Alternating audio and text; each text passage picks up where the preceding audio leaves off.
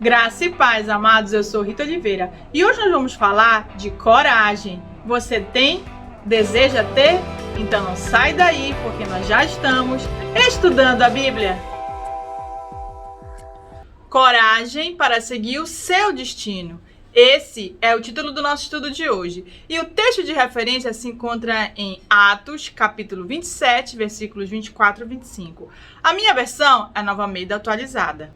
Paulo, não tenha medo. É preciso que você compareça diante de César. E eis que Deus, por sua graça, lhe deu todos que navegam com você.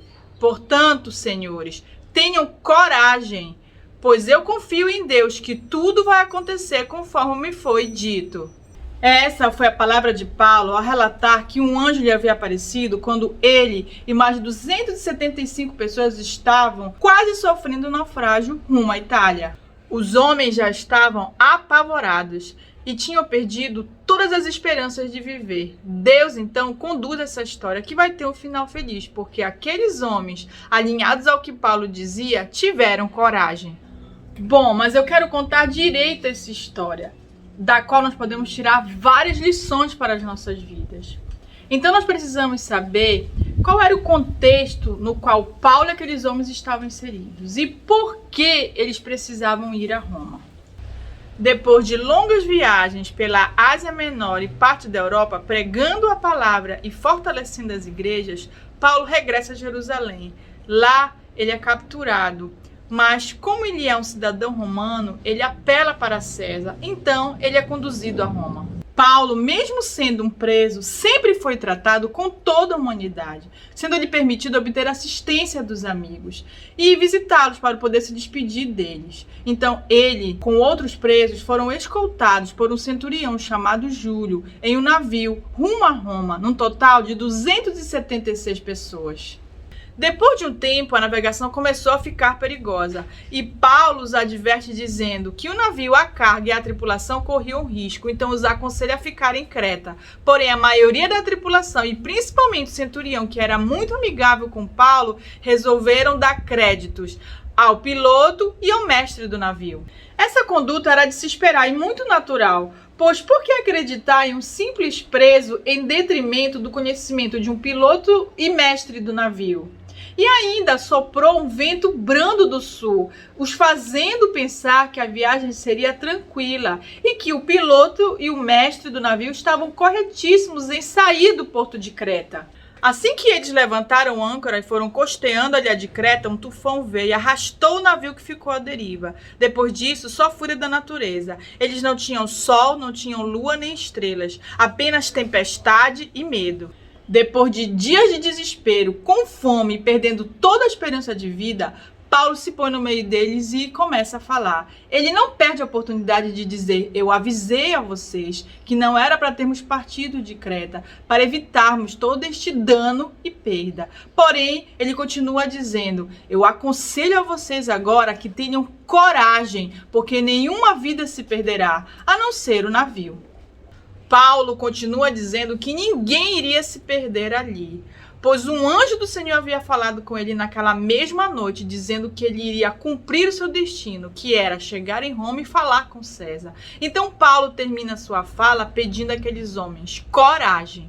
Depois dali, eles começaram a obedecer aos comandos de Paulo. Ainda tentaram fugir em bote do navio, mas Paulo afirma que se saíssem, eles não iriam sobreviver. Então eles, resilientes, passam a confiar em Paulo e a obedecer todos os comandos de um simples prisioneiro. Paulo pediu que todos comessem para terem forças e continuou afirmando que nenhum fio de cabelo deles iria se perder. Tamanha era a fé de Paulo. Depois de partir o pão e dar graças, todos se sentiram animados e comeram.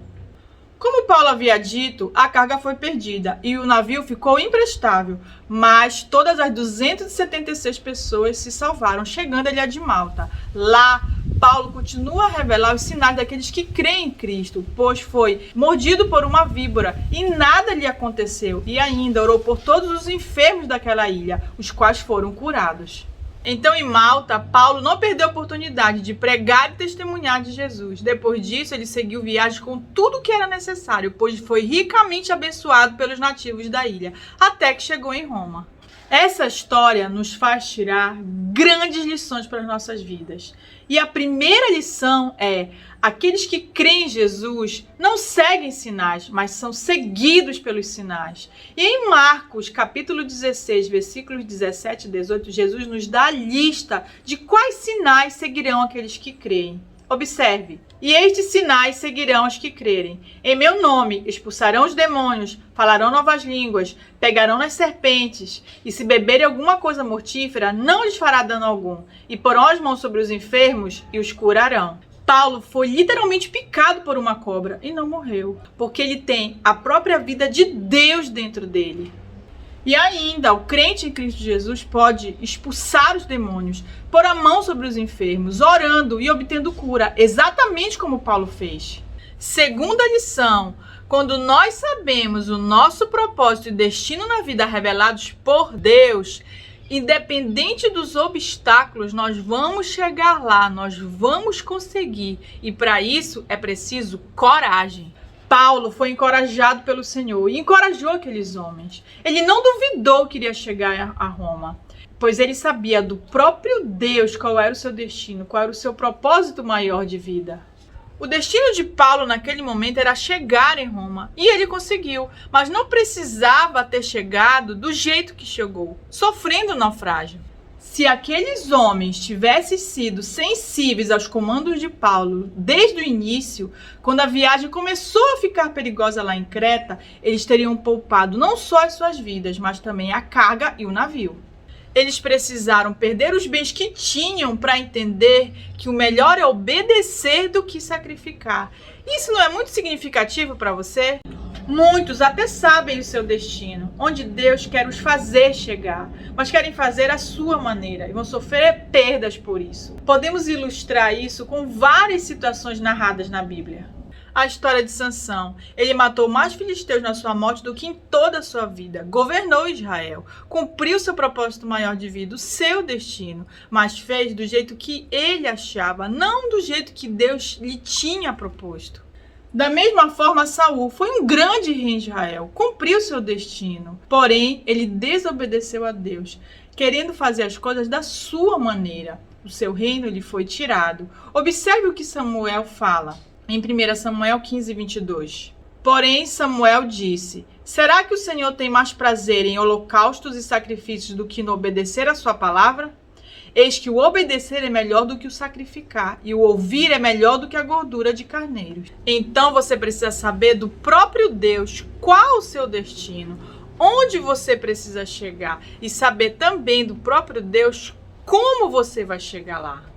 Também existem aqueles que sabem o seu destino, mas fogem deles, como Jonas, que sabia que deveria ir a Nínive, mas fugiu.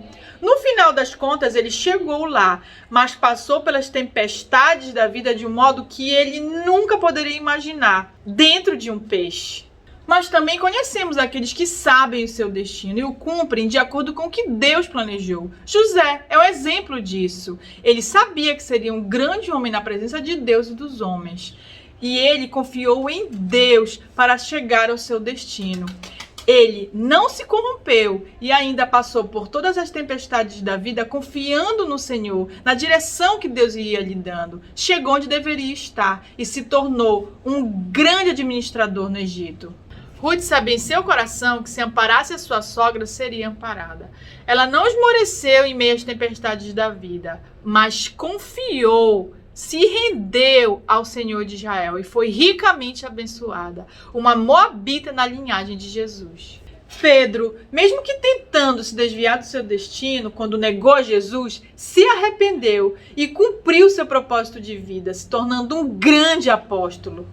E o próprio Paulo, mesmo diante das tempestades da vida, foi até o fim no cumprimento do seu propósito maior de vida, direcionado pelo próprio Deus. Observe Atos 20, 22 a 24. E agora, impelido pelo Espírito, vou para Jerusalém, não sabendo o que ali vai me acontecer, exceto que o Espírito Santo, de cidade em cidade, me assegura que prisões e sofrimentos estão à minha espera. Porém, Em nada considero a minha vida preciosa para mim mesmo, desde que eu complete a minha carreira e o ministério que recebi do Senhor Jesus, para testemunhar o evangelho da graça de Deus. Paulo sabia claramente o propósito maior de vida que Deus lhe havia reservado e sempre esperava em Deus o comando para o próximo passo. Não adianta você só saber o seu destino, onde você deve chegar, se você não quer obedecer aos comandos do Espírito Santo para chegar lá. Então eu lhe pergunto, você sabe qual é o seu destino? Sabe qual é o seu propósito maior de vida? E ainda, você espera em Deus os comandos do Espírito Santo para chegar ao seu destino, para cumprir o seu propósito? Muita gente está perdida sem saber para onde ir, como ir, o que fazer. Então eu lhe digo, ore a Deus e deixe que o Espírito Santo lhe direcione para o seu destino, para o seu propósito maior de vida. A sua vida pertence ao Senhor. Então deixa Ele cuidar de você, pois Ele tem o melhor para você. Pergunte a Ele se esse destino que você deseja é o que Ele deseja para você. Se você colocar nas mãos de Deus verdadeiramente, com certeza vai sentir a paz no seu coração ao pensar sobre o assunto. A Bíblia diz que a vontade de Deus é boa, perfeita e agradável. Então, o caminho que você escolheu seguir, se não for bom, perfeito e agradável para você e ainda para sua família, seus pais, seus filhos, seu cônjuge, então não é o que Deus deseja. E não vai lhe trazer paz interior quando você pensar sobre a decisão que tomou. Eu não estou falando das dificuldades que você sabe que vai encontrar na decisão que escolheu. Eu estou falando que, apesar das dificuldades que existem na decisão que você tomou, você sabe que Deus está com você, porque foi Ele que lhe direcionou a isso. Paulo sabia dos perigos que o cercariam no caminho que ele havia escolhido e tinha preocupações, como todos nós. Observe 2 Coríntios 7, 5, 6. Porque quando chegamos à Macedônia, não tivemos nenhum alívio. Pelo contrário, em tudo fomos atribulados. Lutas por fora, temores por dentro. Porém, Deus, que consola os abatidos, nos consolou com a chegada de Tito. Paulo claramente nos fala que tinha temores por dentro, diante das situações da vida, mas também nos diz que confiava em Deus que o livrava de todos os perigos e ainda lhe dava amigos que o ajudavam. Ele sempre foi bem tratado em toda a cidade que ficava, apesar das perseguições e aflições. Quando Jesus está no barco, a tempestade vem, mas a calmaria interior, ela é maravilhosa, mesmo em meio à tempestade. Outra lição que aprendemos com o episódio do naufrágio de Paulo e daqueles homens é que durante o cumprimento do nosso propósito em Cristo, nós vamos enfrentar situações inóspitas por conta de outros. Mas em todas elas, Deus nos dará oportunidade para testemunharmos do seu poder. Então podemos perceber que na nossa vida existem situações difíceis que são consequências das nossas más escolhas, mas também vão existir situações difíceis que são para a glória e revelação do poder de Deus. Percebemos que o naufrágio sofrido por Paulo e aqueles homens não foi consequência de alguma atitude errada que Paulo houvesse cometido. Pelo contrário, ele estava indo de encontro ao seu destino em Deus. E ainda tentou avisar aqueles homens que haveria perdas se eles partissem de Creta. Mas, como homens naturais, eles não ouviram a Paulo e tiveram perdas desnecessariamente dos seus bens. Mas eles puderam ser salvos e ainda presenciar o poder e as maravilhas de Deus por meio da convivência com Paulo. Paulo, diante da circunstância, não ficou questionando Deus. Senhor, eu estou aqui fazendo a tua vontade, falei para esses homens sobre os perigos, eles não me deram ouvido, agora estou aqui no meio dessa tempestade, sofrendo. Pelo contrário, ele se posicionou como líder e falou com firmeza àqueles homens. E pediu coragem. E pelas palavras de Paulo, aqueles homens foram fortalecidos e puderam contemplar os milagres na ilha de Malta. Assim você, em certas circunstâncias da sua vida, que você sabe que está se conduzindo bem diante de Deus, mas talvez as pessoas ao seu redor não. E inevitavelmente você vai ter que passar por situações inóspitas. Então, não perca a oportunidade de crescer na presença de Deus e testemunhar de Cristo. Nessas horas, as pessoas estão sensíveis ao seu testemunho. Nessas horas, o milagre acontece e você pode ser o vaso usado para glorificar o nome do Senhor. Outra lição que podemos obter com esse episódio do naufrágio é: não tenha amor à carga ou ao navio, tenha amor às pessoas, salve a vida e não a matéria, porque lá na frente Deus vai te dar tudo de novo e bem melhor. Observe Atos, capítulo 28, 9 e 10. À vista deste acontecimento, os demais enfermos da ilha vieram e foram curados, os quais nos distinguiram com muitas honrarias. E tendo nós de prosseguir viagem, nos puseram a bordo tudo o que era necessário. Os bens materiais, depois de perdidos, são recuperáveis. Vidas, não. Observe Atos 26, 17 e 18. Vou livrar você do seu próprio povo e dos gentios, para os quais eu o envio, para abrir os olhos deles e convertê-los das trevas para a luz e do poder de Satanás para Deus, a fim de que eles recebam remissão de pecados e herança entre os que são santificados pela fé em mim. Então, o propósito maior de vida de todo crente não é construir ou possuir bens materiais, mas é ir pelo mundo, é pregar o evangelho, testemunhar de Jesus, é libertar os cativos das mãos de Satanás e fazer discípulos. Não importa a sua profissão, sua área de atuação, seu lugar no ministério. Deus quer lhe colocar ou lhe colocou ali por um propósito maior e ele vai lhe honrar. Você jamais ficará desamparado. Bens materiais vão e vêm. São as vidas que importam. Nós temos um tesouro em vasos de barro para que a excelência do poder de Deus seja vista e não nós. Observe 2 Coríntios 4, 7 e 10. Temos, porém, este tesouro em vasos de barro para que se veja que a excelência do poder provém de Deus, não de nós. Em tudo somos atribulados, porém não angustiados. Ficamos perplexos, porém não desanimados. Somos perseguidos, porém não abandonados. Somos derrubados, porém não destruídos. Levamos sempre no corpo o morrer de Jesus, para que também a vida dele se manifeste em nosso corpo. Então, se você tem um destino, um propósito de vida em Deus específico para você, mesmo que você seja atribulado, a sua tribulação é leve e momentânea e não gera angústia em você, pois a paz de Deus em Cristo Jesus guarda a sua mente e o seu coração. Ainda que você fique perplexo diante das situações inóspitas, você não vai desanimar, porque você possui o Espírito Santo de Deus, o Consolador dentro de você. Mesmo que você seja perseguido pelo seu chefe, pelo seu colega de trabalho, pelo seu vizinho, pelo seu parente, você sabe que Deus nunca vai lhe abandonar.